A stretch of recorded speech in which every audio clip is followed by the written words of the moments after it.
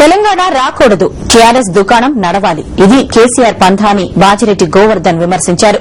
చంద్రబాబుపై ప్రజలు విశ్వాసం కోల్పోయారంటున్న బాజిరెడ్డి గోవర్ధన్ తో మా ప్రతినిధి రాజా రమేష్ ఫేస్ టు ఫేస్. నిత్యం కిరణ్ సర్కార్ పై దూషణలు దిగుతున్న తెలుగుదేశం పార్టీ అసెంబ్లీ సమావేశాల్లో మాత్రం అవిశ్వాస తీర్మానం పెట్టము అని చెప్పి నిర్ణయం తీసుకుంది.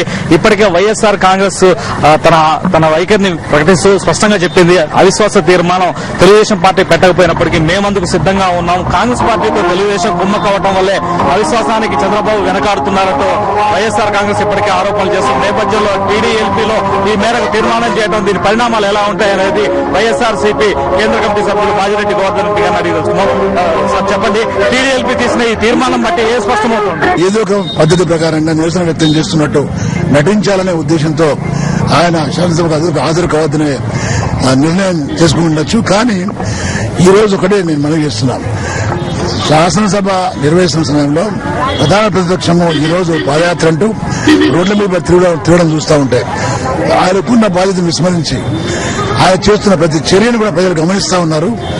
ఆయన మీద ఏమాత్రం విశ్వాసం లేదు ప్రజలకు. కాబట్టి అది తెలిసిపోయింది. కాబట్టి చంద్రబాబు నాయుడికి అవిశ్వాసం పెట్టకుండా, శాసనసభకు హాజరు కాకుండా ఉండే చర్యలు చూస్తూ ఉంటే ఇంకా తెలుగుదేశం పార్టీ పని అయిపోయిందని అనుకోవాలి.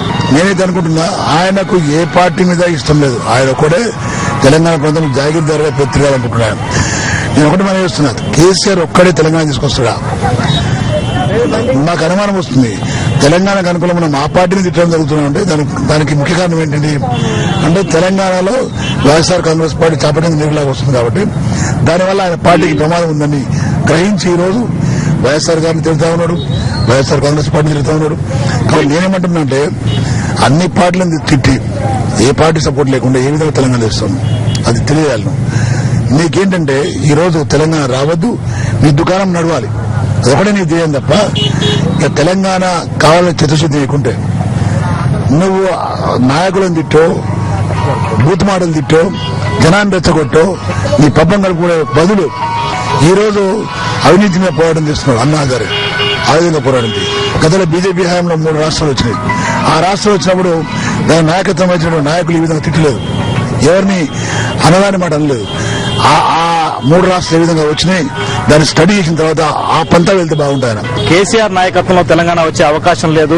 కోదండరాం వంటి వ్యక్తుల నాయకత్వంలో తెలంగాణ ఉద్యమం జరిగితే ప్రత్యేక రాష్ట్ర ఏర్పాటు సాధ్యమవుతుందని కూడా అభిప్రాయపడుతున్నారు. రాజన్న కూతురుకు ప్రజలు ఆప్యాయంగా స్వాగతం పలుకుతున్నారు. షర్మిలలో జగనన్నను చూసుకుంటున్నారు. ఎందుకమ్మా ఇంత కష్టం, మేమున్నాం కదా అంటూ చేతిలో చెయ్యేసి చెప్తున్నారు. ప్రజల కోసం ఎందాకైనా అని షర్మిల అంటే వైఎస్ఆర్ కుటుంబం కోసం ప్రాణాలిస్తామంటున్నారు ప్రజలు. ఇది పాలమూరు బాసటగా మరో